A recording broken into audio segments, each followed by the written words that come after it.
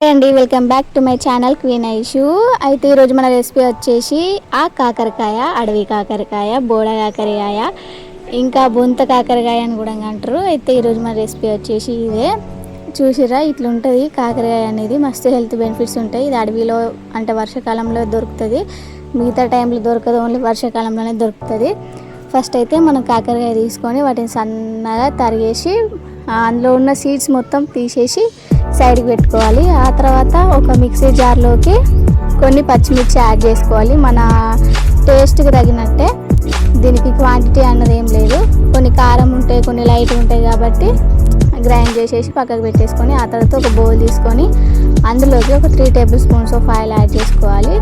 Oil heat ఎక్కిన తర్వాత అందులోకి మనం కొన్ని ఆవాలు, జీలకర్ర యాడ్ చేసేసుకొని ఆ తర్వాత మనం ఇప్పుడు గ్రైండ్ చేసి పెట్టుకున్నాం కదా పచ్చిమిర్చి, అది యాడ్ చేసుకొని మంచిగా ఫ్రై చేసుకోవాలి.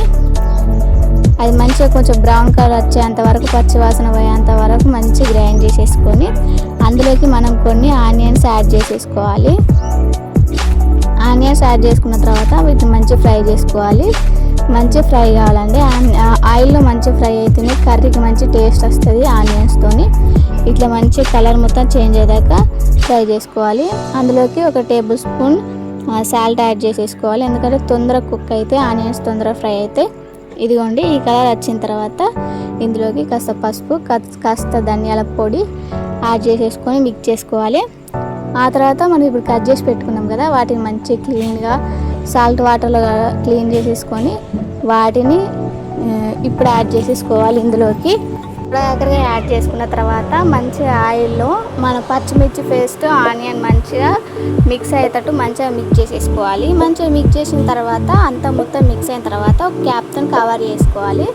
అయితే ఇది ఆవిరికే ఉడుకుతుంది, మంచి కుక్ అవుతుంది.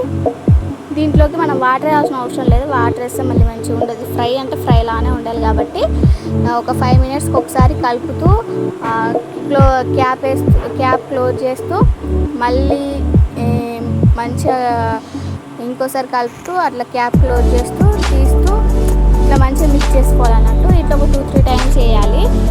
2-3 టైమ్స్ వేసిన తర్వాత చూడండి, అవి ఒక 3-4 టైమ్స్కి మంచి కలర్ చేంజ్ అవుతుంది అన్నట్టు. కలర్ చేంజ్ అయ్యి ఇట్లా మనం నొక్కితే ఇట్లా కట్ అయిపోవాలన్నట్టు. ఇట్లా గట్టిగా ఉండదు, మంచిగా మిక్స్ అయిపోతుంది. మీరు ఇట్లా స్పూన్ బట్టి ఇట్లా ప్రెస్ చేస్తే మంచిగా ఇట్లా మనకు ఏర్పడుతుంది అన్నట్టు. అది కుక్ అయిందా కుక్ కాలేదా అని చెప్పేసి ఏర్పడుతుంది.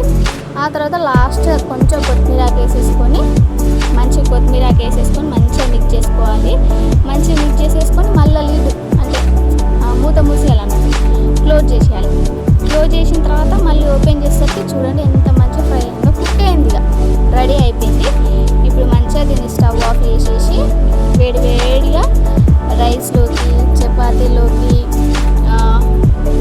మంచి కాంబినేషన్ అండి, మస్తు ఉంటుంది. మంచి హెల్త్ బెనిఫిట్స్ ఉంటాయి. ఖచ్చితంగా ట్రై చేయండి ఈ రెసిపీ. కొంతమంది పప్పు వేసి చేసుకుంటారు, కొంతమంది టమాటోస్ వేసి చేసుకుంటారు. బట్ ఫ్రై ఇలానే చేసుకుంటే కొంచెం మంచి టేస్ట్ ఉంటుంది. తినని వాళ్ళు, ఇష్టం లేని వాళ్ళు కూడా ఇష్టంగా తింటారు. దీనివల్ల ఏంటంటే ఇది చేదుగా ఉండదు, మంచి హెల్త్ బెనిఫిట్స్ ఉంటాయి. కాబట్టి ఖచ్చితంగా మీకు దొరికితే ఖచ్చితంగా ట్రై చేయర్రి. చూడుర్రి, ఫ్రై అయితే అయిపోయింది. క్లోజ్ చేసేసి హాట్గా వడ్డించుకొని తినేయడమే. బాయ్ మరి అందరికీ.